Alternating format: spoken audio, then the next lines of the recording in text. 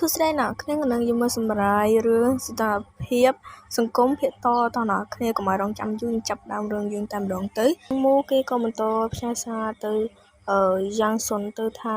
មើលខ្លួនឯងទៅភ្លាមៗនោះគេក៏បាននិយាយម្នាក់ឯងថាតើគេមិននិយាយអីទៀតទេមិនទេហើយគេក៏បន្តឆាតទៅទៀតថាខ្ញុំបង្ហាញលោករួចហើយយ៉ាងមូបន្តផ្ញើសារទៀតថាដើម្បីឲ្យស្មើភាពលោកអាចបង្ហាញខ្ញុំវិញបានទេយ៉ាងសុនក៏តបសារទៅវិញថាខ្ញុំមិនផ្ញើទេភ្លាមគេក៏ចាំមូគេក៏បានតបទៅវិញទៅថាលោកគ្រាន់តែធ្វើពោលជាមនុស្សបរិសុទ្ធខ្ញុំប្រកាសថាវាគឺដោយសារតែលោកពិតជាមានអេតរាប់រយនាក់នៅក្នុងបញ្ជីទំនាក់ទំនងរបស់លោកហើយមើលទៅវាបន្ទាប់ពីឃើញចាំមូឆាសារមកខ្លួនបែបនេះហើយគេក៏មានការស្ងាត់បន្តិចចាំមូបន្ទាប់ពីឃើញគូនិយាយតបសារខ្លួនបែបនេះគេក៏ទប់សាយហើយបន្តធ្វើពើថាចំណាយពេលយូរណាស់សង្ស័យតែលុបអស់ហើយទើបថតរូបផ្ញើមកមែនទេយើងបន្ទាប់ពីឮសំឡេងឆាតរបស់ចាំមូផ្សាយជាសំឡេងឌឺដងឲ្យខ្លួនបែបនេះគេក៏តបសារទៅវិញថាអត់នោះទេភ្លាមចាំមូក៏បន្តតបសារវិញទៀតថាអូខេអញ្ចឹងលោកចាប់អារម្មណ៍ក្នុងការបន្ថែមមនុស្សផ្សេងទៀតមែនទេគេសរសេរសសរចប់រួចហើយគេក៏បានលុបសារវិញភ្លាមគេក៏បាននិយាយតែម្នាក់ថាមានអារម្មណ៍ថាធ្ងន់ធ្ងរបន្តិចបើខ្ញុំសួរបែបនោះទៅកាន់គេនោះគេនិយាយចប់ហើយគេក៏បានទាញអ៊ីវដើម្បីធ្វើម្ហូបអាហារពេលល្ងាចភ្លាមទូរស័ព្ទរបស់គេក៏បានលឺសារឡើងមកយ៉ាងសុនបានផ្ញើសារវិញថាអត់នោះទេចាំមូបន្ទាប់ពីឃើញសារបែបនេះហើយគេក៏តបទៅវិញថាលោកបានញ៉ាំហើយឬនៅខ្ញុំនឹងរៀបចំអាហារថ្ងៃត្រង់របស់ខ្ញុំថ្ងៃនេះខ្ញុំញ៉ាំអាហារឆ្ងាញ់លោកចង់ឃើញអត់ចាំមូសរសេរអក្សរស្រូបពេលដែលដៃគេកំពុងតែកាន់ដៃធ្វើម្ហូបអាហារបានផ្ញើតបសារមកវិញថាញ៉ាំរួចហើយខ្ញុំមិនចង់ឃើញទេភ្លាមនោះគេក៏បានផ្ញើសារទៅកាន់សាងមូតទៀតថាតើឯងបានញ៉ាំអ្វីសម្រាប់អាហារថ្ងៃត្រង់នេះគេក៏សរសេរស្របពេលដែលចាំមូកំពុងតែរៀបចំអាហារដាក់លើតុបន្ទាប់ពីឃើញសារយ៉ាងសូមផ្ញើមកខ្លួនបែបនេះហើយគេក៏មានការសប្បាយចិត្តជាខ្លាំងហើយនិយាយតែម្នាក់ឯងថាខ្ញុំដឹងច្បាស់ណាស់ថាគេនឹងជាប់អន្ទាក់ខ្ញុំជាខាងគេនិយាយចប់ហើយគេក៏បានទាញទូរស័ព្ទមកដើម្បីថតរូបផ្ញើទៅកាន់យ៉ាងសុនតែចង់បញ្ជាក់ថាយ៉ាងសុននឹងខ្លាចខ្លួនជាអេដូទេផ្ញើភ្លាមនោះយ៉ាងសូនបានទទួលរូបនោះហើយគេក៏យកដៃគេទៅស្ទាបមុខរបស់ចាំងមូយ៉ាងសូនក៏តសារទៅវិញទៅចាំងមូថាមិនអាក្រក់ទេរូបរបស់យើងនឹងចាំងមូបន្ទាប់ពីឃើញសារបែបនេះហើយគេក៏ញញឹមបន្តិចហើយគិតក្នុងចិត្តថាលោកតែងតែប្រើវិធីប្លែកៗនិងឆ្កងដើម្បីបង្ហាញក្តីស្រឡាញ់របស់លោកពិតជាចិត្តល្អម្ល៉េះ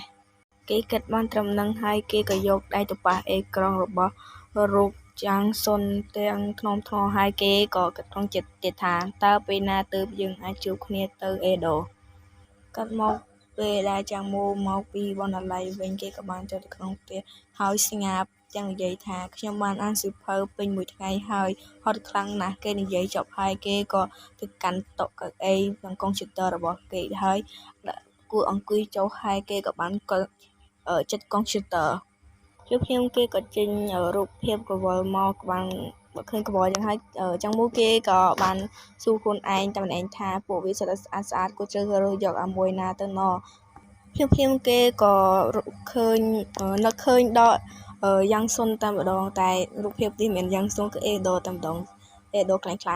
ពីនោះគេក៏បាននិយាយឧទាហរណ៍ថាអូមែនហើយផ្ញើវាទៅអេដូឲ្យគេជួយជ្រើសរើសសិនណាចប់ភ្លាមហើយគេក៏បានផ្ញើរូបកវលផ្ញើទៅកាន់យ៉ាងសុនតែម្ដងហើយគេក៏បានសរសេរសារថាអេដូលោកគឺថាមួយណាទៅស្អាតជាងគេសម្រាប់ខ្ញុំទូរស័ព្ទរបស់យ៉ាងសុនបានរោឡើងហើយយ៉ាងសុនក៏បានចូលទៅកាន់មើលឆាតរបស់ចាំងមូទៅក៏ឃើញថាចង់មូបានផ្ញើរូបកវលមកឲ្យខ្លួនសួរខ្លួនថាតើមួយណាស័ក្តិសមនឹងគេនៅឯបន្ទប់របស់ចង់មូ20នាទីក៏ឡងផុតទៅនៅពេលដែលចង់មូផ្ញើសារទៅកាន់យ៉ាងដុងនោះយ៉ាងដុនមកផ្ញើសារវិញថាពួកវាខុសគ្នាយ៉ាងម៉េចចង់មូបានឃើញសារដូចនេះហើយគេក៏សើស្ទប់ទៅវិញថាមួយគូតូចមួយគូទៀតធំហើយមួយគូនោះរៀងថែមបន្តិចភ្លាមនៅពេលដែលយ៉ាងសូនឃើញសារបែបនេះហើយនៅពេលដែលគេកំពុងតែរកឯកសាររបស់គេសម្លឹងទៅកាន់ទូរស័ព្ទដៃរបស់គេមើលរូបរបស់ចាំងមូ ដែលយ៉ាងមូថតផ្ញើឲ្យខ្លួនភ្លាមនោះគេក៏តបសារថាមួយគូតូចស្អាតជាងភ្លាមមើលយ៉ាងមូក៏បាននិយាយឡើងថាខ្ញុំក៏ចូលចិត្តអាមួយគូតូចហ្មងដែរពួកយើងចិត្តដូចគ្នាមែនកាត់មកនៅថ្ងៃឯចុងសប្តាហ៍វិញចង់មូបានសម្លឹងទៅមើលកញ្ចក់ទាំងដែរគេបានពាក់កង្វល់ដែរយ៉ាងសូនជ្រើសរើសឲ្យខ្លួនទាំងសប្បាយចិត្តគេសម្លឹងមើលការពាក់កង្វល់របស់ខ្លួនរួចហើយគេក៏បានថតរូបផ្ញើសារទៅកាន់យ៉ាងដុនទាំងសរសេរថាយ៉ាងម៉េចដែរខ្ញុំពើទៅសាកសមត្រូវនឹងត្រចៀករបស់ខ្ញុំអត់រឿងហ្នឹងគឺចប់ត្រឹមហ្នឹងឯងចាំថ្ងៃក្រោយខ្ញុំសម្រាយឲ្យទៀតអ្នកគ្នាមកគ្នាខ្ញុំជួយប្រឹក្សាខ្ញុំទីមើលថាខ្ញុំគួរសម្រាយរឿងហ្នឹងអត់ព្រោះរឿងហ្នឹងខ្ញុំមានចំណារអារម្មណ៍យូរហើយតែបានចេះ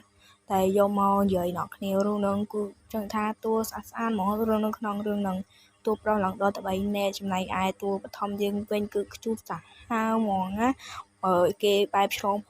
ពអីចឹងឆ្លងភពមួយវគ្គគឺស័ក្តិសមស្អាតខ្លាំងមែនទែនអ្នកណាមានចំណារអារម្មណ៍នឹងរឿងនឹងអាច comment ក្រោម